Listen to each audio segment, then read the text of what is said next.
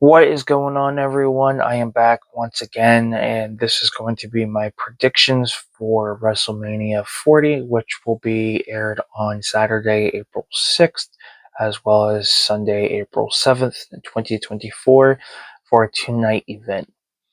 We got a lot of great titles here. This is going to take place at the Lincoln Financial Field, and I am excited for this. Um, So let's go ahead and get into these predictions.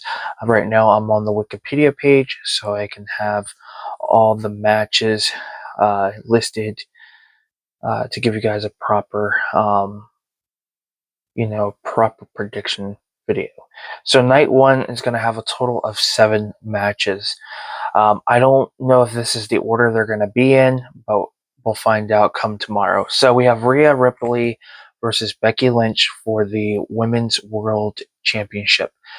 This feud's going pretty decent. Becky Lynch has pretty much accomplished everything. But I feel like she needs to get this because they're not considering this as it is a title that is defended on the Raw brand, but it's not a Raw Women's Championship. It's not a SmackDown Women's Championship like they used to with the brand split. It's just called the Women's World Championship. So I feel like in some capacity they'll have her win, but at the same time, Rhea Ripley is going strong. And at the same time, though, it feels like they're going into a direction of either having the Judgment Day hit rock bottom or have the Judgment Day split. Um, I don't know. It's hard to say with this. But if I'm going with anybody, I'm going with Rhea Ripley picking up the win and moving on. There is that possibility that she could go into SummerSlam as champion and take on Liv Morgan. Who knows? But I'm going with Rhea Ripley. Next, we have Gunther versus Sami Zayn for the Intercontinental Championship. I'm going with Gunther. It's a given. Um, Sami Zayn, yes, it's great, but at the same time, Sami Zayn's already won the title. It's time to move on. They really need to start pushing him to the main event. Maybe they need to start changing his gimmick. Give him. I feel like if you want to give him a new gimmick change, make him a breed between his NXT days and his main roster run. Maybe cut the hair, trim the beard.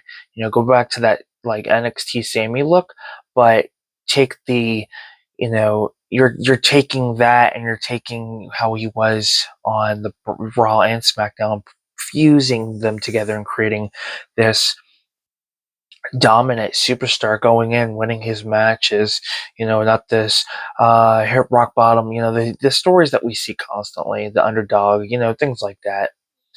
And it's weird because, I mean, look how his character had developed through the bloodline and then taking out the bloodline, and now it seems like he's doubting himself with everything. Like, come on. The writers got to do better. But I see Gunther retaining and picking up the win. We've got a 6-pack tag team ladder match. We've got the Judgment Day, DIY, the Awesome Truth, the New Day, and 8-Town Down Under.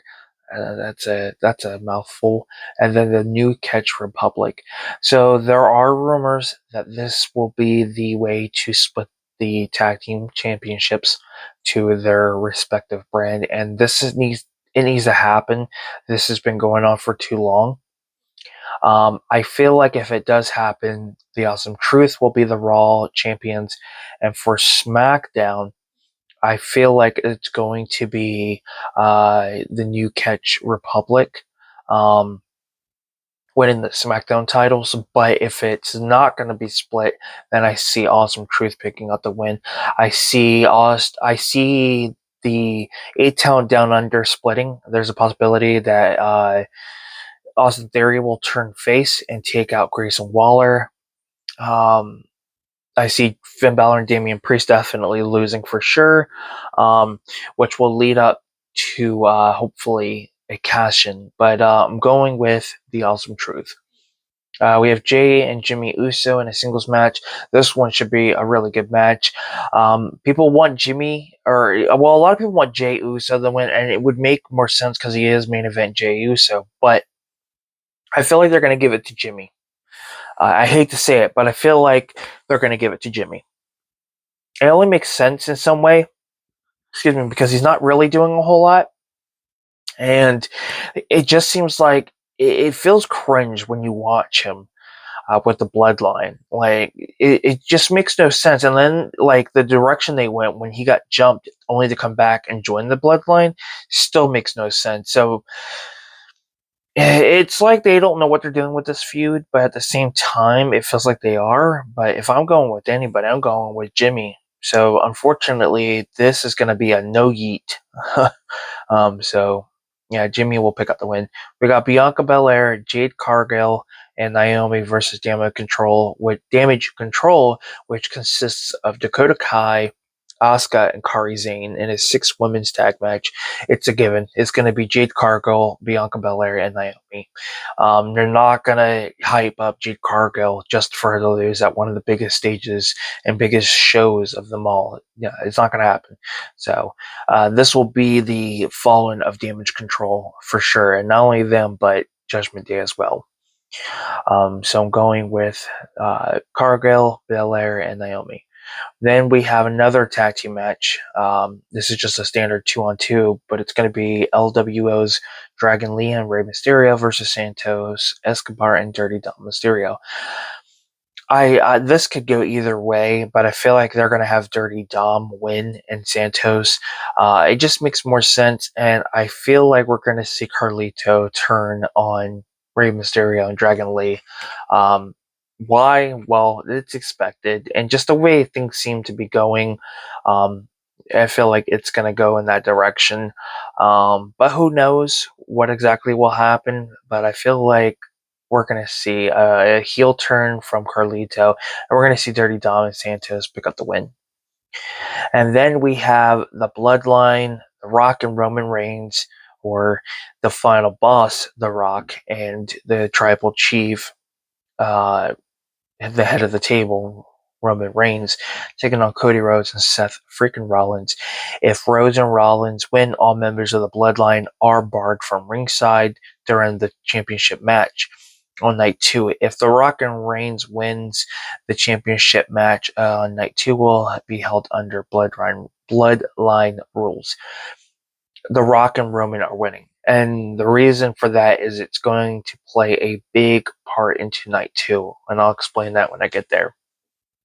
It should be a good match, but you're going to see them lose for sure. Then Seth will go on to have his one-on-one match with Drew for the World Heavyweight Championship. Should be a good match, but I see Drew McIntyre winning, but I don't see his reign lasting very long because I see Damian Priest cashing in. Either Drew's going to come out, let me rephrase that. Either Drew's going to lose and Rollins retains and then Priest cashes, or it's going to be McIntyre and Priest cashes. So it doesn't, to me at this point, I don't think it matters if Rollins or McIntyre win or not. Whether one wins the title or the other, they're both walking away with nothing because Priest is going to cash in.